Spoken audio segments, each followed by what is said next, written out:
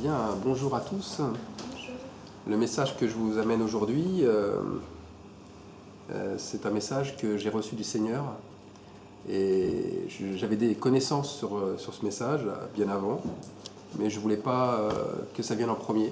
Je voulais à tout prix que ce soit le Saint-Esprit qui me guide dans ce que je vais vous annoncer. Et je crois vraiment qu'il a fait l'œuvre, qu'il a fait son œuvre. Donc je cherchais la signification des Lévites qui portaient l'arche de l'Alliance. Et le Saint-Esprit m'a conduit sur deux noms que vous connaissez sans doute, c'est Uza et Akio. Et voilà ce que le Saint-Esprit m'a montré. Il y a deux frères qui conduisent l'arche pendant son transport, et ils partent donc de Abinadab pour se rendre à Jérusalem. Et ils sont sous les ordres du roi David. On lit ça dans 2 Samuel 6.3. Donc ces deux frères seraient tous deux lévites de cette famille d'Abinadab. L'un est à côté de l'arche, il s'appelle Uza, et ça signifie force en hébreu, et l'autre c'est Akio, et il se tient devant l'arche, qui signifie fraternel. Déjà on voit bien qu'il y a une chose qui est un peu divisée, si on se réfère au message sur les 4 êtres vivants, normalement la force est dans le côté fraternel, et dans la fraternité, dans la communion fraternelle. Or là on voit bien qu'il y a déjà une division entre le côté fraternel et la force. Alors je continue. Les fils d'Abinadab étaient consacrés à la garde de l'arche. Or, il y a un problème, c'est que Uza ne figure pas sur la liste des chefs des Lévites consacrés. On lit ça dans 1 Chronique 9, versets 36 à 37, qui donne en fait la liste des Lévites qui sont consacrés, et il manque en fait Uza. Akio y figure, mais pas Uza. Alors, est-ce que la Bible se contredit ? Moi, je ne crois pas qu'elle se contredit. Je crois qu'il y a des énigmes, qu'il y a des mystères qui ne sont dévoilés que par le Saint-Esprit, au moment où le Saint-Esprit le décide. Alors, tenez-vous bien, Uza et Akio sont en fait des demi-frères. Pourquoi je vous dis ça ? Parce que l'origine de Akio, c'est Ak. La racine de Akio, c'est Ak. Et Ak signifie en hébreu frère, mais aussi demi-frère. Ak se trouve ailleurs dans la Bible. J'ai regardé. Et dans Genèse, notamment dans Genèse chapitre 4, verset 2, on lit la chose suivante. Elle, donc pour dire Ève, enfanta encore son frère, et là il faudrait dire son demi-frère, puisque c'est Ak, Abel, et Abel fut berger, et Caïn fut laboureur. Donc on trouve encore d'autres versets où il y a le nom Ak qui apparaît. Mais Uza et Akio étaient comme Abel et Caïn. Ils étaient issus de la même mère, mais pas du même père. L'un était de la bonne semence, celui d'Adam, et l'autre de la mauvaise semence, celui du serpent ancien, appelé le diable. Jésus nous montre aussi qu'il y a bien 2 semences, l'ivraie et le bon grain. La parole de Matthieu, chapitre 13, verset 24, nous montre indiscutablement qu'un ennemi est venu semer une mauvaise semence, et qu'à la fin c'est au temps de la moisson, la mauvaise semence sera en premier, je dis bien en premier parce que c'est écrit comme ça, en premier arraché et brûlé. Et Jésus affirme aussi dans Jean 12, 44, que certains ont pour père le diable. Alors je lis Jean 12, 44, vous avez pour père le diable, et vous voulez accomplir les désirs de votre père. Il a été meurtrier dès le commencement. On voit bien aussi là, dès le commencement, c'est référence à Caïn. Et il ne se tient pas dans la vérité, parce qu'il n'y a pas de vérité en lui. Lorsqu'il profère le mensonge, il parle de son propre fond, car il est menteur et le père du mensonge. Alors de même, Matthieu, chapitre 13, verset 38, nous dit que le champ, c'est le monde, la bonne semence, ce sont les fils du royaume, et l'ivraie, ce sont les fils du malin. Les fils du malin, donc les fils du diable. Il y a bien 2 fils, il y a bien 2 lignées, 2 généalogies distinctes. Aussi, Ève est bien la mère de tous les vivants, mais pour Adam, rien n'est écrit dans la Bible à ce sujet. Il ne serait donc pas le père de tous les vivants. Ève, c'est aussi un type de l'Église. C'est un type de l'Église babylonienne, un type de la grande prostituée, qu'on trouve dans Apocalypse 17, verset 5. Alors, la question qu'on peut se poser, même en croyant tout cela, c'est se dire, mais Ève, en quoi s'est-elle prostituée ? Alors le péché, c'est vrai, c'est pas la prostitution. Le péché, c'est la désobéissance et non un acte sexuel. Le péché, il a pour but d'ouvrir l'intelligence, pour connaître, pour avoir des raisonnements et des plaisirs qui, bien sûr, entraînent l'adultère, le mensonge, la fornication, etc., etc. Mais ce qu'il faut bien comprendre, c'est que, en premier lieu, il y a le serpent, c'est le séducteur, c'est lui qui vient séduire Ève. En deuxième lieu, il y a l'arbre, et l'arbre, c'est la désobéissance. Et ensuite, on a le fruit de l'arbre, et le fruit de l'arbre, c'est le fruit de la désobéissance. C'est la consommation, en fait, de la désobéissance. Alors, le fruit de la désobéissance a été consommé, bien sûr, par Ève. Il y a eu une première consommation, et cette première consommation, c'est l'adultère. Pour commettre l'adultère, mis à part le serpent, l'animal le plus rusé des champs, Ève n'avait pas d'autre choix. Le serpent n'avait pas l'apparence de ce que nous connaissons de lui aujourd'hui. Il ne rampait pas, puisque dans Genèse, c'est bien écrit que le fruit de sa désobéissance au serpent fut qu'il rampe et que sa tête fut écrasée par le talon de la femme. La deuxième consommation, c'est le mensonge. Ève a menti en disant qu'elle a conçu un homme. Elle a conçu un homme Caïn avec l'aide de l'Éternel. On lit ça en Genèse 4, verset 1. Ève ne devait concevoir à ce moment-là qu'avec Adam. En disant qu'elle a enfanté avec Dieu, il est bien évident qu'elle ment pour se disculper devant Adam. Ève est donc chassée du jardin avec Adam et ils manifestent ensemble le fruit de leur chair depuis leur désobéissance. Les fruits de la chair, on les trouve dans Galates, au chapitre 5, verset 19. Et là, je vous les prends dans la Bible Martin, puisque je trouve que c'est plus significatif. Et voilà ce que dit la Bible Martin. Car les œuvres de la chair sont évidentes, lesquelles sont 1. L'adultère, la fornication, la souillure, l'impudicité, etc., etc. Donc on voit bien le but de Satan. Le but de Satan, donc de l'ennemi, c'est de pervertir la semence de Dieu et donc de favoriser les œuvres charnelles plutôt que spirituelles. Mais ce n'est pas tout. C'est aussi d'imposer sa propre lignée pour éliminer et détruire la lignée qui était hybride. Car il y a une mauvaise semence et une hybridation, c'est-à-dire un mélange. Caïn, n'oublions pas, est né avant Abel, et Caïn porte en lui cette semence du serpent. Ainsi, de nos jours, toutes les races sont hybrides.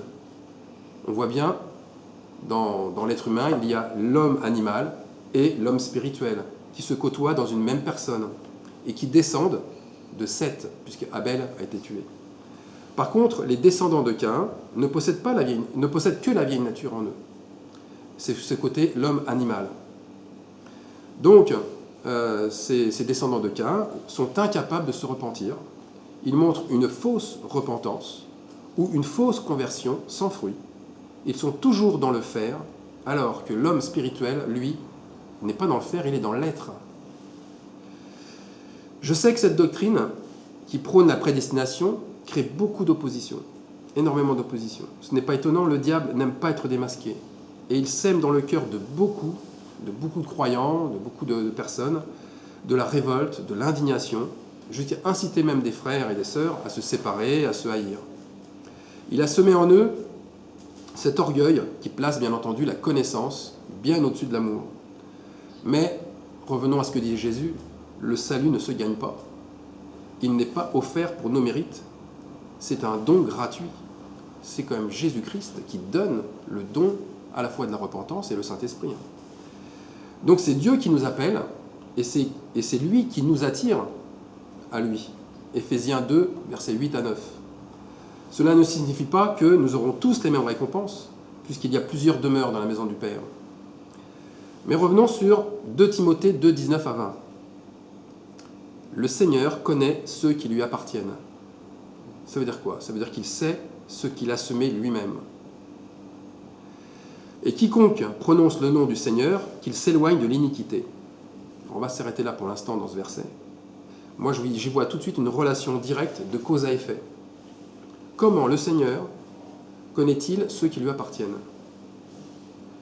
Eh bien, je pense que c'est ceux qui s'éloignent, comme le dit dans le verset, qui s'éloignent de l'iniquité, qui s'éloignent du mal, qui s'éloignent de leur péché, ceux qui se convertissent et ceux qui se reconvertissent régulièrement. Cela se voit, cela se remarque dans les faits.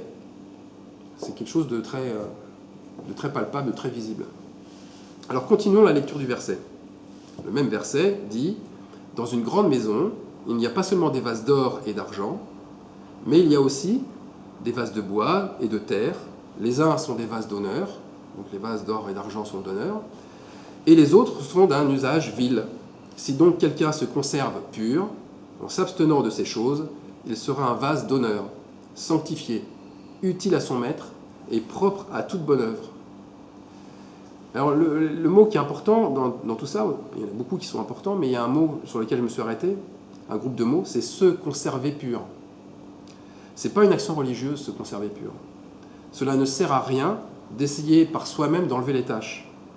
Si vous êtes dès le départ un vase d'honneur, Dieu mettra en vous, à un moment précis, un moment qu'il aura décidé, le désir profond de vous repentir, ou de vous repentir à nouveau. Par contre, d'autres auront ce même désir de le faire, mais sans y parvenir réellement. Alors, ils dissimuleront leur impuissance en redoublant d'actions religieuses, en montrant une fausse sainteté. Jérémie 13, 23 est clair. Un Éthiopien peut-il changer sa peau et un léopard ses taches? De même, pourriez-vous faire le bien, vous qui êtes accoutumés à faire le mal? La nature est bien là, elle est ancrée dans notre bagage génétique, et rien ne peut la faire changer.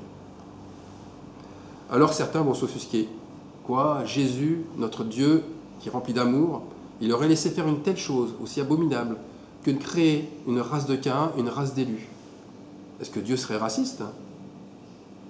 Bien sûr que non. Mais le péché, avec toutes les conséquences charnelles, est bien entré dans le monde. Et il est rentré dans le monde par Ève en premier, puis Adam en second. Et même si nous n'étions pas là physiquement, au début de l'histoire, eh ben nous étions là indirectement. Et on ne peut pas se désolidariser de l'acte d'Adam et de Ève, puisque nous étions là présents génétiquement. Alors pourquoi le Seigneur a-t-il permis cela? La chose, j'en ai parlé sur le message précédent, avec adversaire et ennemi, c'est que l'ennemi fait une œuvre qui le trompe. L'ennemi croit disséminer, détruire le peuple de Dieu. Et le contraire se passe, il l'amène à la perfection. La bonne semence, elle a besoin de la mauvaise pour croître. L'ivraie protège et aide à la croissance du blé. Un exemple concret. Comment ressembler à notre Père Jésus, Jésus-Christ, si nous n'avons pas l'occasion d'aimer nos ennemis? Jésus n'a-t-il pas lavé les pieds de Judas alors qu'il allait le livrer? C'est un exemple que reproduiront ceux qui sont de sa nature. Tout comme Jésus a eu des ennemis, les vrais croyants doivent avoir des ennemis. Pas seulement des ennemis païens, mais il est bien écrit qu'un frère se liguera contre son frère. Matthieu 10, 21, Marc 13, 12, le frère livrera son frère à la mort. Cela se passe sous nos yeux, dans nos églises, dans la communion fraternelle. Il y a des faux frères, des loups déguisés en brebis, mais nous n'avons pas à nous battre contre eux, ni à les montrer du doigt, ni à les dénoncer, car celui qui est son frère est un meurtrier. Donc les faux frères se dévoilent eux-mêmes par leurs mauvaises œuvres, et ils se trahissent par leur faux cœur qui n'est pas repenti. Ce sont eux qui créeront la division et le combat. C'est eux qui n'acceptent pas la vérité et qui rejettent les cœurs qui sont contrits. Et Jésus nous dit de ne pas les combattre. Et il nous promet que toute arme forgée contre toi sera sans effet. Alors revenons maintenant à l'histoire du départ, Uza et Achio, qui est très important et vous allez voir pourquoi. Uza, il fait une œuvre qui va lui faire perdre sa vie. Il a voulu retenir l'arche qui allait tomber et il mit sa main sur l'arche. Ce geste, en fait, combiné au fait qu'il n'était pas un lévite, il était lévite, mais il n'était pas un lévite consacré et gardien de l'arche. Ce geste fut fatal pour lui et il en mourut. Même le roi David, il ne comprit pas du tout pourquoi Dieu avait agi ainsi à son égard, pourquoi il l'avait tué.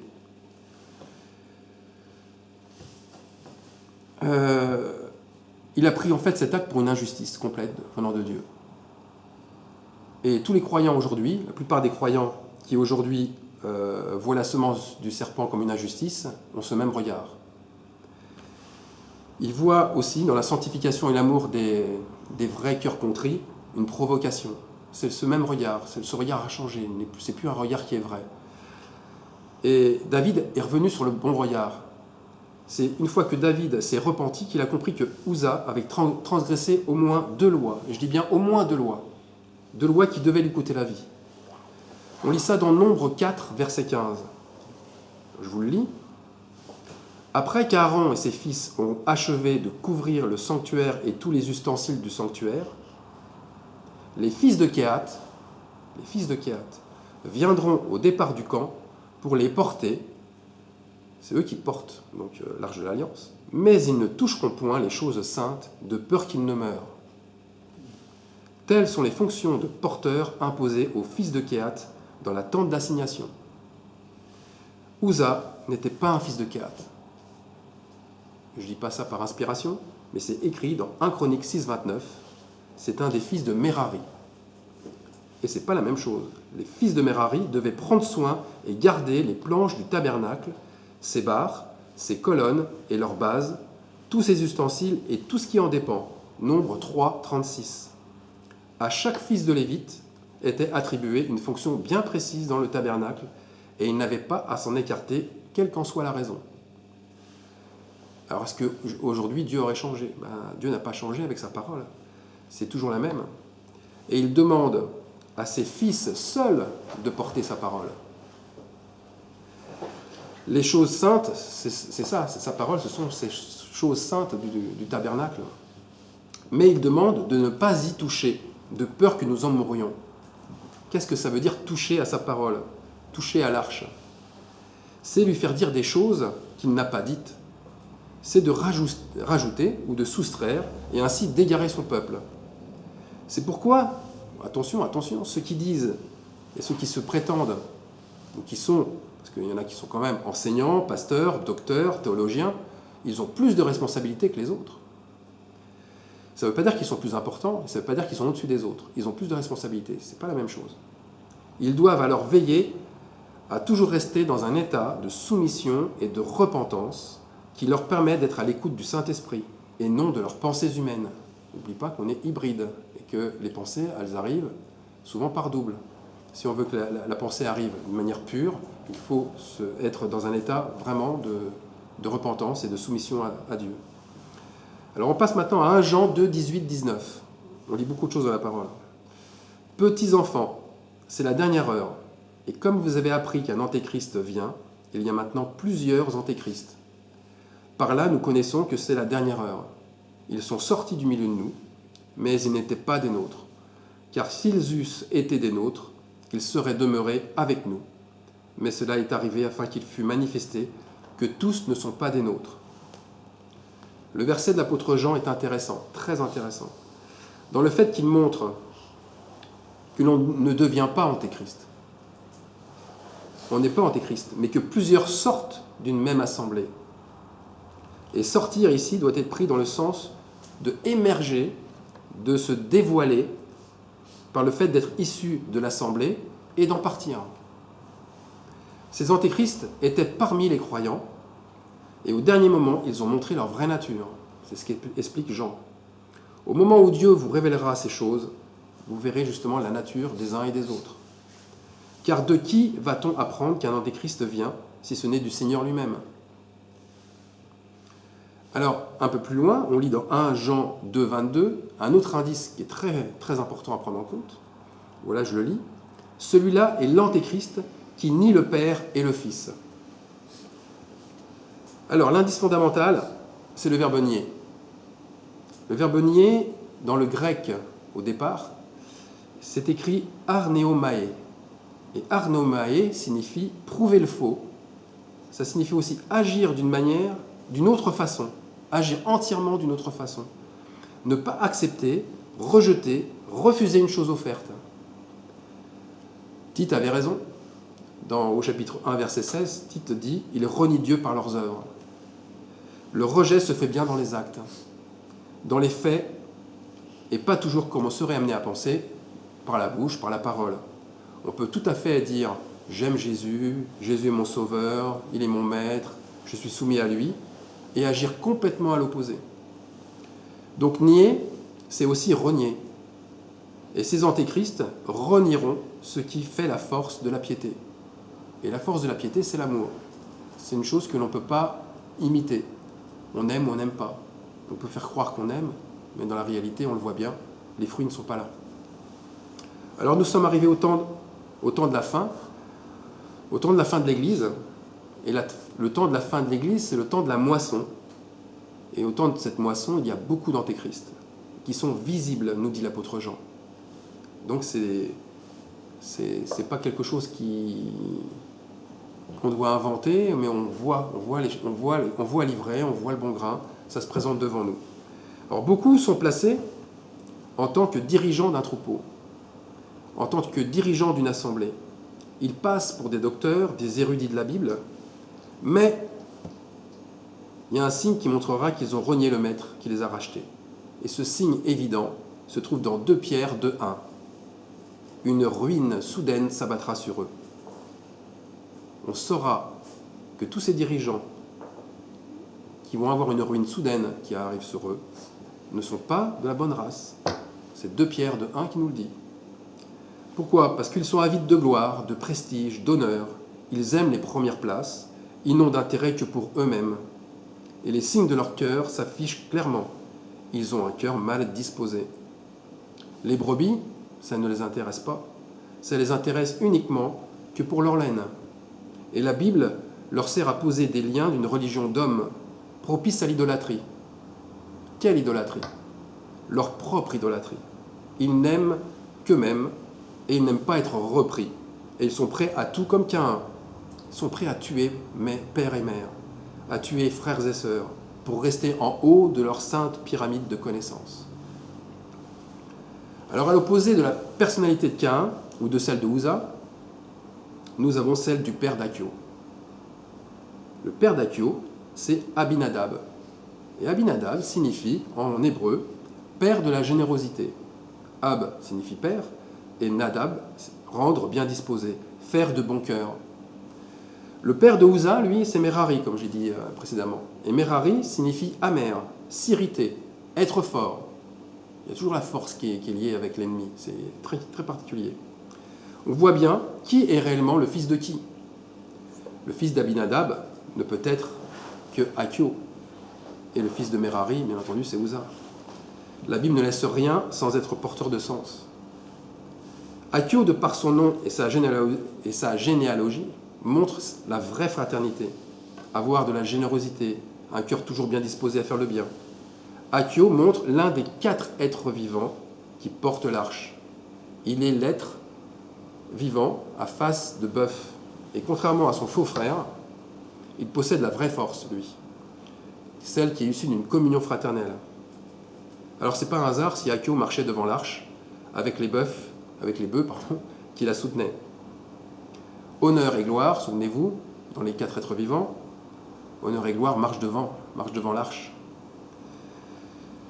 Et tandis que gloire et louange, ils portent derrière. Voilà la place des 4 êtres vivants. Ce sont des êtres qui sont remplis d'une vraie communion fraternelle et qui font honneur à la parole.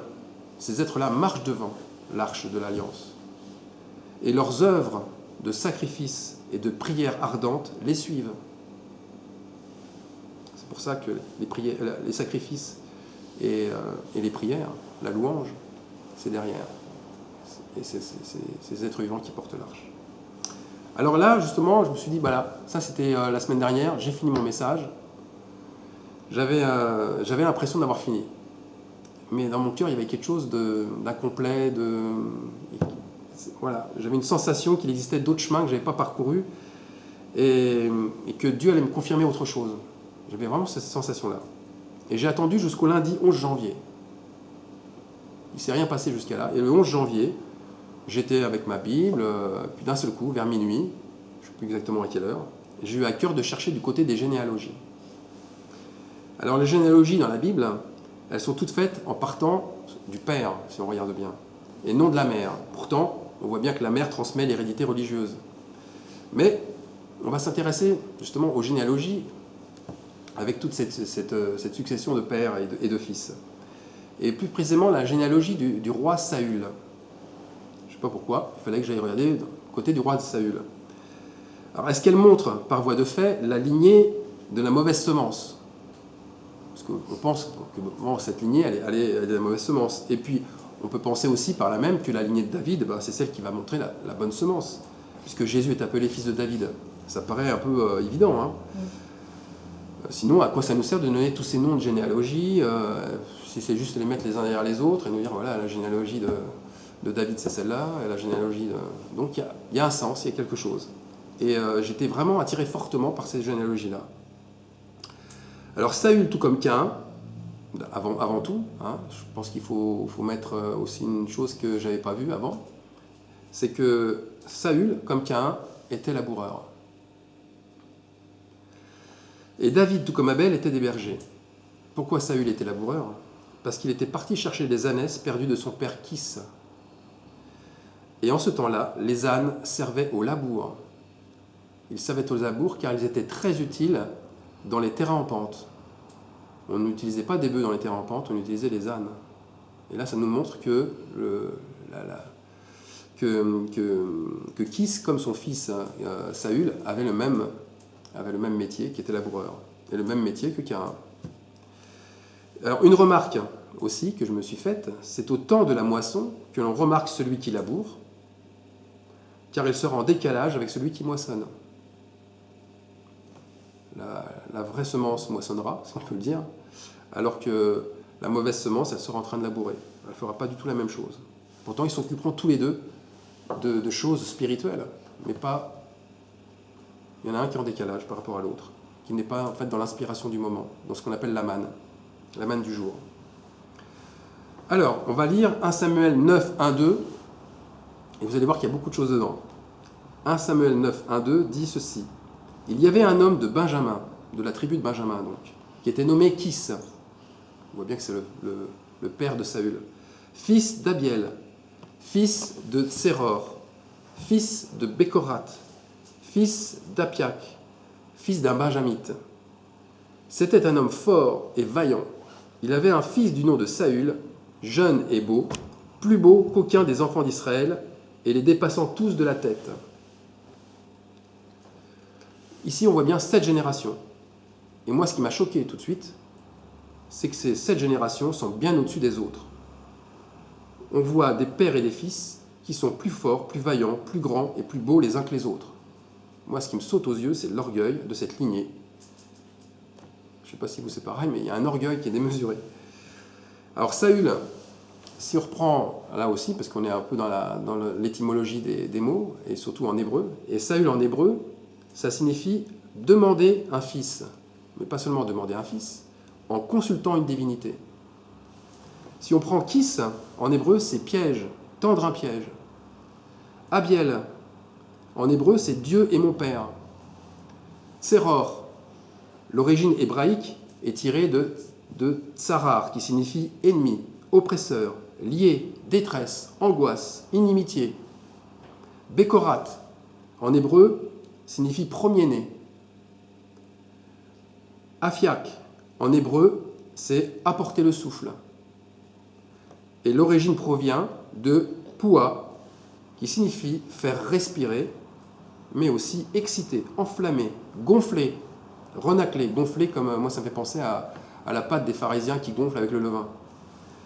Alors, le récit de la généalogie de Saül, si on met les noms, on remplace les noms hébraïques, on les remplace par leur signification, il y a tout un sens.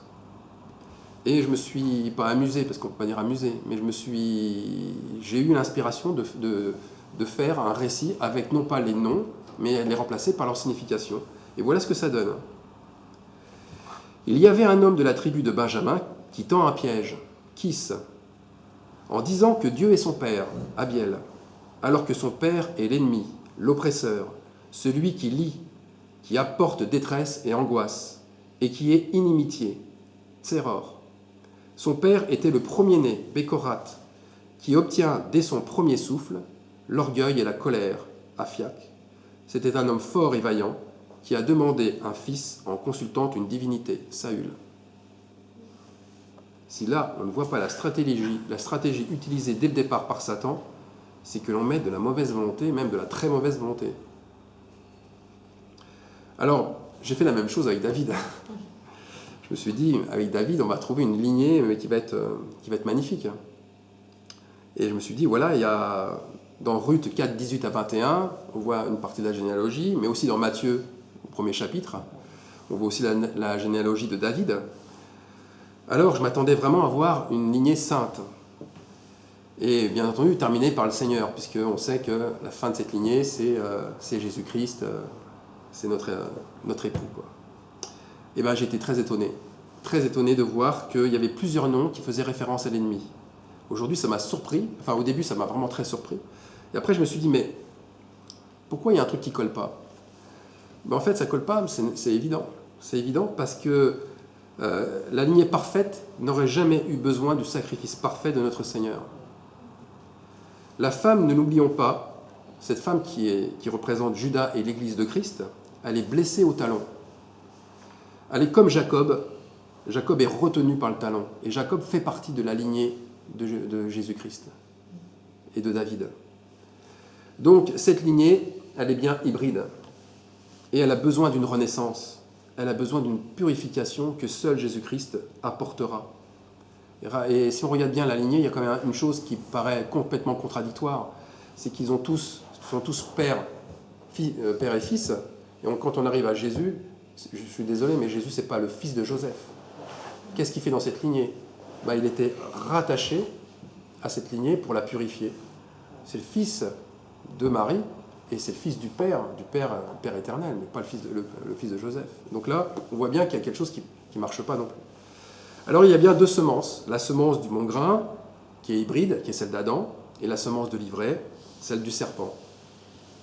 Alors là, on va regarder, c'est l'alternance, dans cette lignée, celle de David, entre la chair et l'esprit, entre le bien et le mal. Voilà, c'est ce que je vais vous dire maintenant. Donc on va reprendre l'hébreu. On va regarder juste les 14 noms de cette génération. Et voilà ce que ça donne. Donc David, on sait tous qu'en hébreu veut dire bien-aimé, celui qui est aimé de Dieu. Donc là, on voit bien que c'est le côté positif. Isaïe, moi j'y vois plutôt un côté négatif, puisqu'en hébreu, ça veut dire « je possède ». C'est bien que quelqu'un qui dit « je possède », c'est un peu négatif. Obad, le père d'Isaïe, c'est travailler, servir Dieu. C'est positif. Boaz, en lui est la force. Comme je vous avais dit tout à l'heure, la force. Alors j'ai un peu creusé et j'ai vu que Boaz, ça signifie aussi deuxième pilier du temple. Et le premier pilier du temple, c'est Jakin. Jakin, ça veut dire Dieu établi. C'est très curieux, il y a deux piliers, comme il y a deux races, comme il y a deux semences. Salmon maintenant. Salmon veut dire vêtement de dessus. Le vêtement fait toujours référence à l'onction des prophètes, le manteau, le vêtement. Nashon signifie serpent, enchanteur, côté négatif. Aminadab signifie mon peuple est généreux, il fait de bon cœur, c'est positif. Ram signifie haut ou élevé, exalté, faire grandir, c'est un côté négatif puisque c'est se donner une impression, une importance. Keshron signifie enclos, entouré par un mur. Donc on peut y voir le sens d'une protection divine. Donc c'est côté positif. Peretz signifie brèche, ouverture, mais aussi châtiment, désastre, donc côté négatif. Judas, là, on ne voit qu'un côté positif, louange, célébrer, avouer, confesser le nom de Dieu, confesser un péché, rendre grâce. Jacob, c'est celui qui prend, qui retient par le talon, qui trompe, qui dupe, donc côté très négatif. Isaac veut dire il rit. Et il rit, on pourrait prendre ça soit de manière positive, soit de manière négative, mais n'oublions pas que Isaac était tombé. On lit ça dans Amos 7,9. Les hauts lieux d'Isaac seront ravagés. Donc on peut dire que ce rire ressemble plus à de la moquerie qu'à un rire qui vient d'un humour sain, entre guillemets. Enfin, Abraham, parce qu'on va remonter jusqu'à Abraham, qui signifie père d'une multitude, et qui est souvent associé au peuple, père d'un peuple de croyants, une multitude d'un peuple de croyants, donc qui est positif. Vous voyez l'alternance positif, négatif.